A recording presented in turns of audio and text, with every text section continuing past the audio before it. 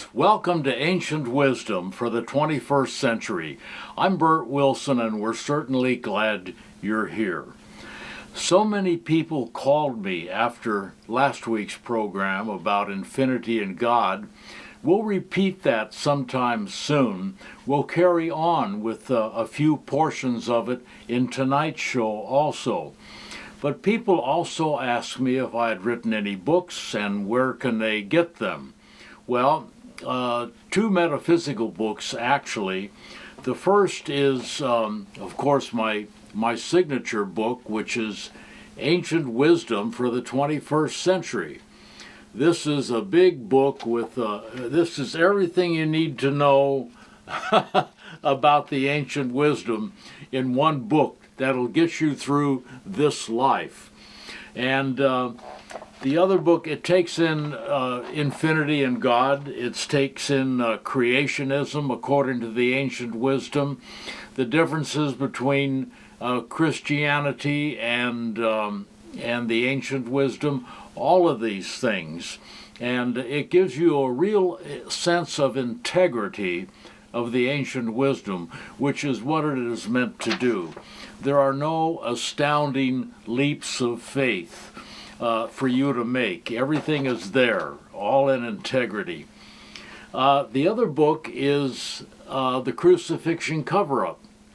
Now this tells you the true story of Jesus' crucifixion, how it happened and how it was done and what led up to it.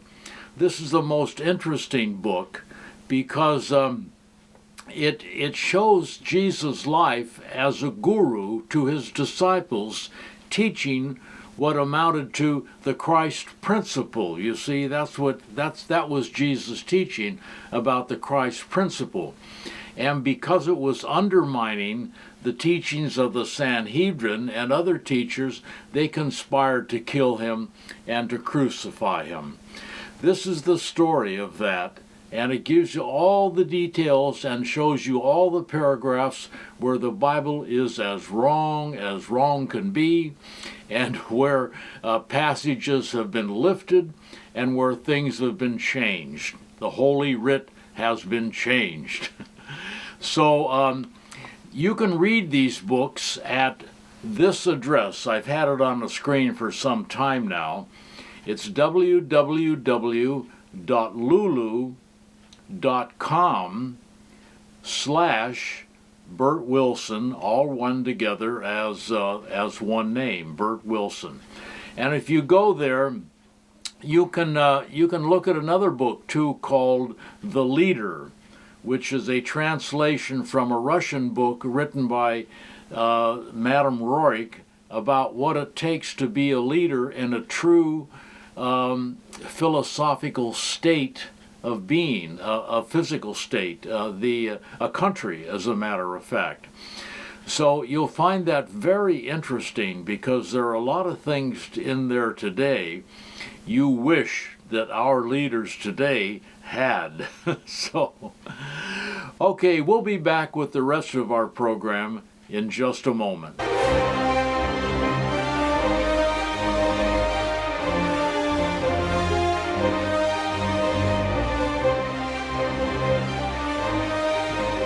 Now I'm going to play for you just a little bit from last week's program that we had to leave out. We'll get into that right now. To bring the concept of an infinite transcendental God closer to home, imagine that you are able to use your own power of will and meditation to transfer a portion of your consciousness through your bloodstream to your right hand, which when you go to sleep, halting your own conscious thought, it would then be able to experience life on its own and have its own separate conscious existence. It would then have, until you woke up in the morning, to realize that its self-existence as a hand is but a part of some larger, more permanent existence somewhere else. And if your awakened hand could then understand that the blood which coursed through its veins was really a link to the source of its existence, it would then make every effort to direct its own consciousness back up through the bloodstream, step by step, to what it will find is the ultimate union with its source, which is your consciousness.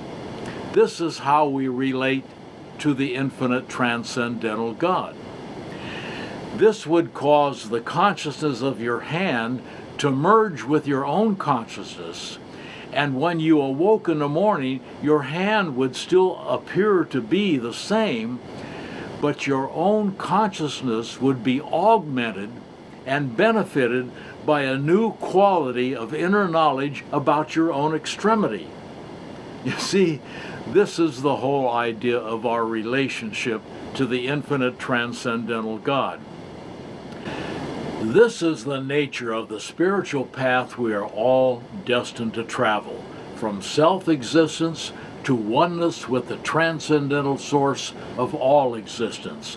Look up at the sky tonight. Look through the visible stars. What do you see? Infinity. Look hard. You will see that you are surrounded by it, that you live, move, and have your own being within it. Do this often enough with an open heart, and you will experience a direct connection to it.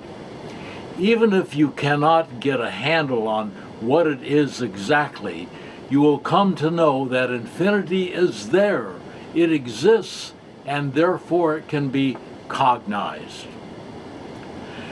Our spiritual evolution is the most necessary aspect of our lives.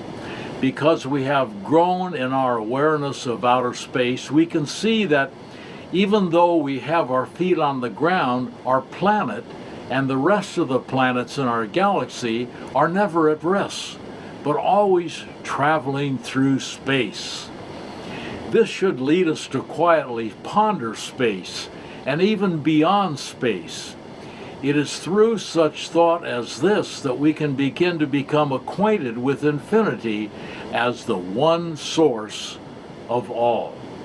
Now, comprehending this, we may then discover the indivisibility and the common unity of everything that exists in the universe, that all life is a synthesis of the physical and the spiritual.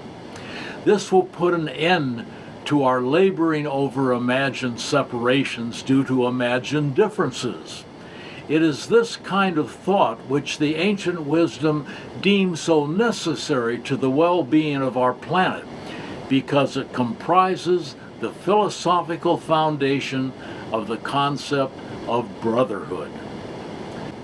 Thus now is the time to break away from the materialistic way of thinking which has caused us so much suffering on earth, and embrace the truth that we mortals are not dying flesh, but living consciousnesses.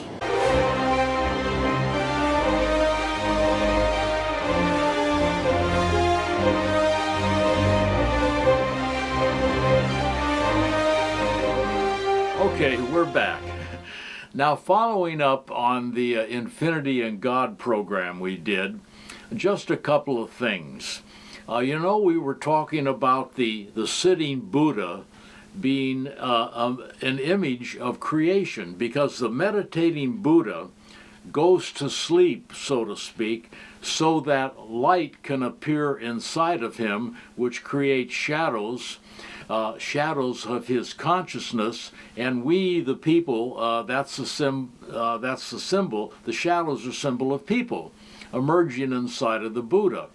And if the Buddha woke up, of course, everything would disappear.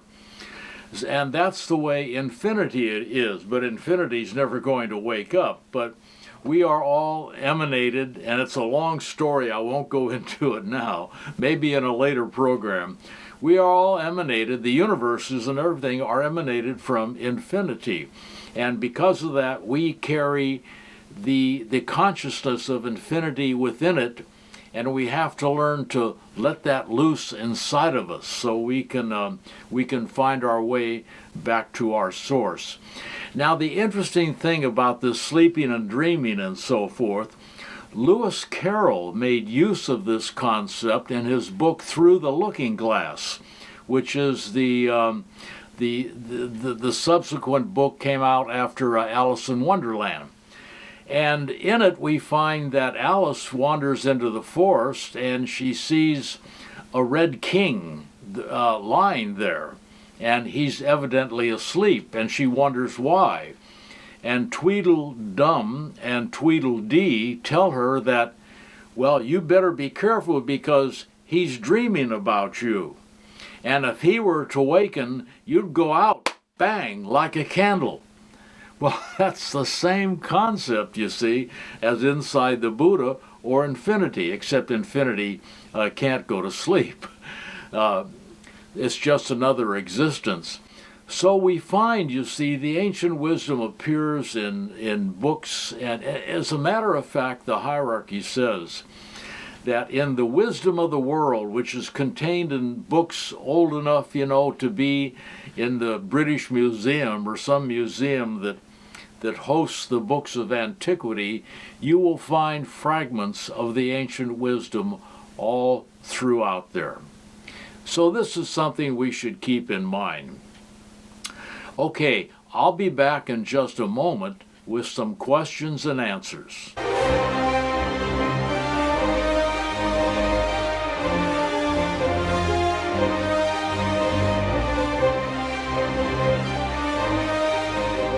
Okay, we're back, and let's go into some questions and answers. One of you wrote in, what trait is most valued by the hierarchy of light? Well, there are a lot of traits. I think in the book The Teachings of the Temple by the Master Hilarion, they tell you about the 12 most valuable traits, but this person had a good question. What is the most valued trait by the hierarchy? Well, I can tell you, it's daring. Daring is the most valued trait by the hierarchy, because daring involves the concept of trust and faith and all of these other things, that the hierarchy is behind you, so you go out and do something, even if you're 1 against 100 or 1,000 or 1,000,000. You have the daring to go out and do it. It's a great trait, believe me. and even if you try and are defeated, that's all to your good in the long string of things with the hierarchy, because you dared to do it. And when you do something like that, you're actually on a mission for the hierarchy. Now, I have a quote from the teaching here, the teaching of Agni Yoga, and it's called The Rebellious Spirit. And this has a lot to do with the concept of daring. Now you say the rebellious spirit. Who are you rebelling against? The hierarchy? No. We're rebelling against physical matter. And the rebellious spirit rebels against that because it wants to seek its true home, which is in the subtle worlds and infinity, where there are no bodies, no physical matter, you see. And this is what we all feel inside of us. And if we ever give license to this, that's what puts us on the spiritual path. So let me read this, because the concepts in here are great. The rebellious spirit shatters the bolts of the prison doors. Well, what are the prison doors? They're the physical life. The physical life we live here on earth. We are in prison here on earth, seeking to get out of the prison into our true home, which is in the invisible worlds, in the subtle worlds. It goes on. You may teach others to read the book of wisdom as disclosed in the happenings of life. You see, there is wisdom in everything we do.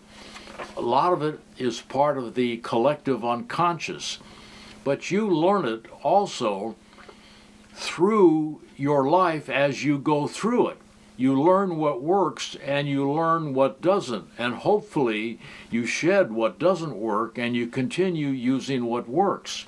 And this is what carries you forward spiritually because we're here to live that kind of life.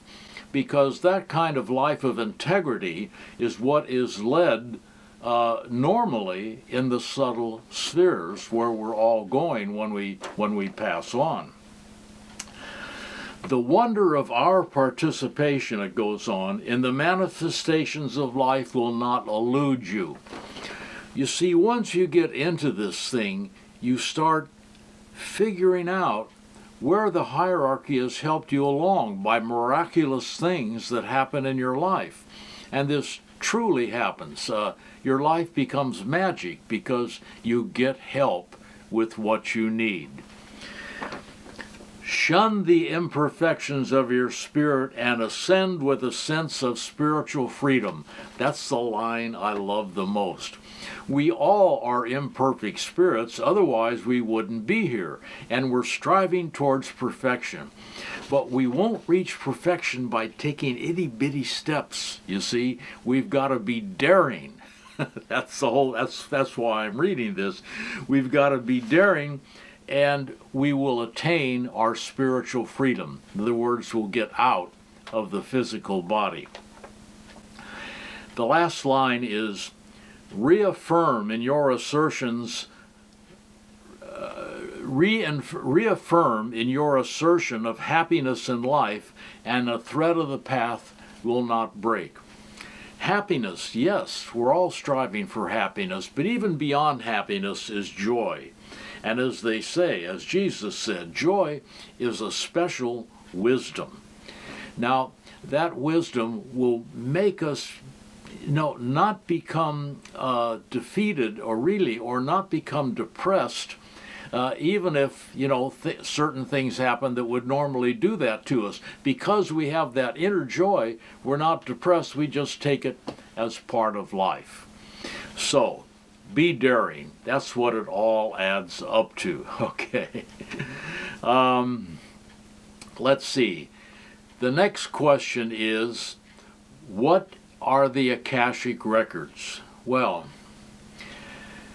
the Akashic Records have mainly to do with the fifth principle. It's a sphere in the whole universe where everything on this planet, other planets, other galaxies, everything is recorded in the mutable surface of the Akashic Records, and that's how they're kept. The Akashic Records are administered by what are called four lords of karma. And Nicholas Roerich, who was my guru's guru, is one of those four lords of karma today. They can change things if it's necessary, but seldom, for us in our life. Incidentally, if you go into a psychic fair sometime, and why, and somebody says, I'll read your Akashic Records for $25, keep it and have a good dinner and forget about it, because nobody can read your Akashic Records. I'm going to say that again. Repeat after me. Nobody can read your Akashic Records. It would be like reading someone else's mail.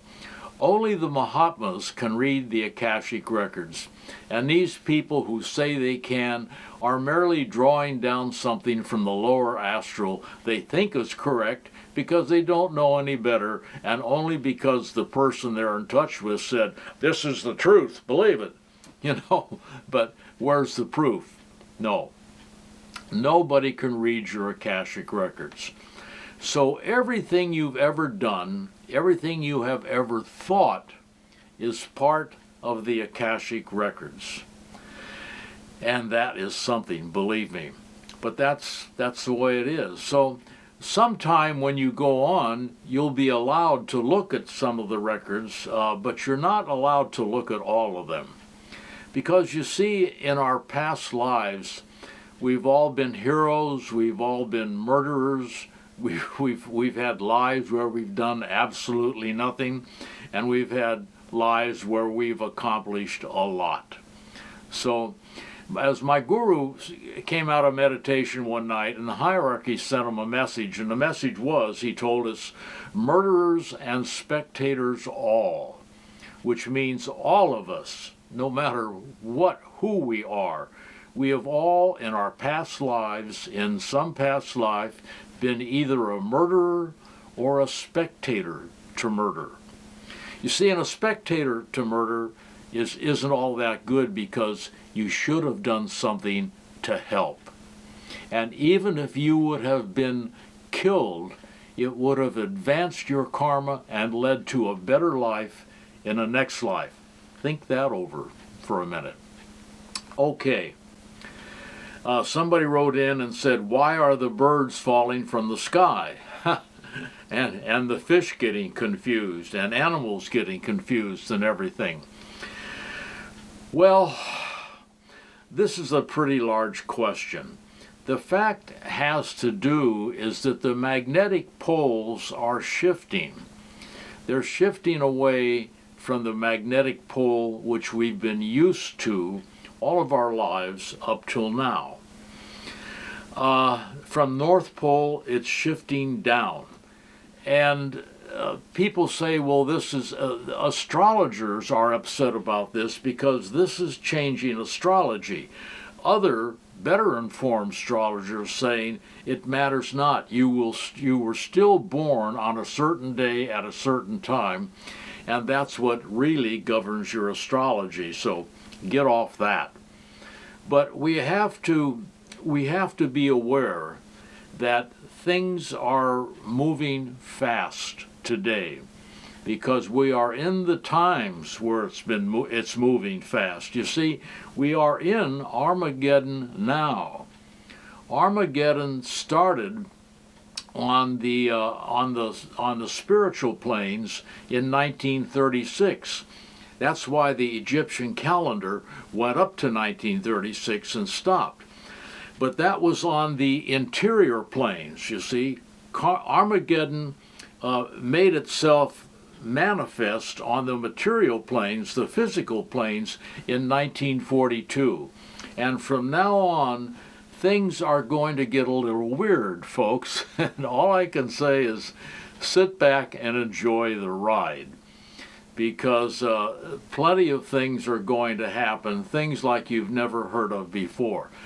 I don't know what they are, and I don't know, when the big one is coming or anything like that, because it's like Jesus said to his disciples, no one knows except my Father in heaven, which is the evolutionary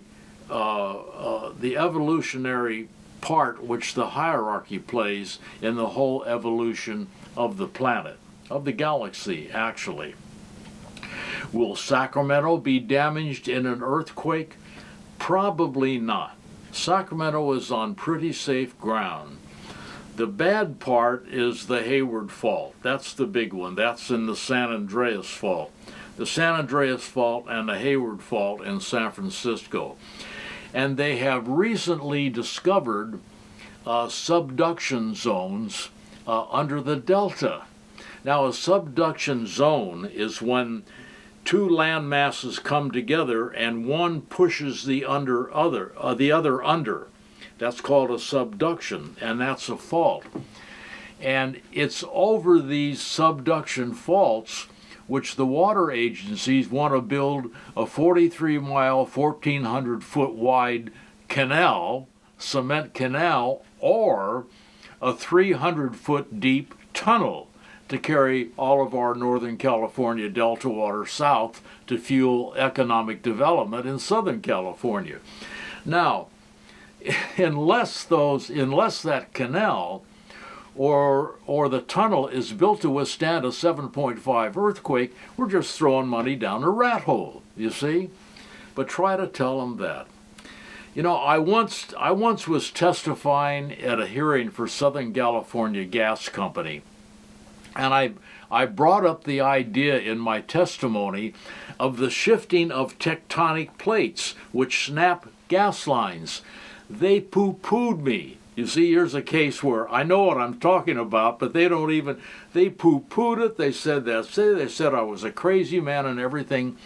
What's happening now in Southern California?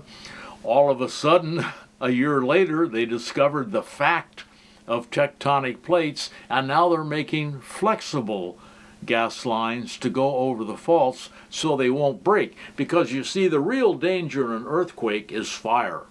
And if those gas lines break, boom, they're gone. Everything burns up. Okay. Well, here's a good one to end on. Okay. Are there any good movies out there that are about things of the spirit? Well, yes, there are. Of course, the best to me is Lost Horizon. It was just on TCM. It's a very good movie with Ronald Colman.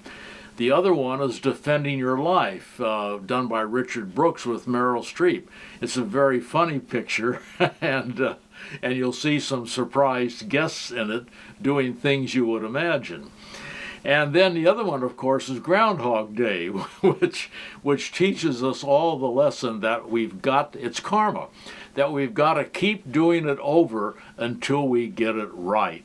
And that's a real great lesson to learn.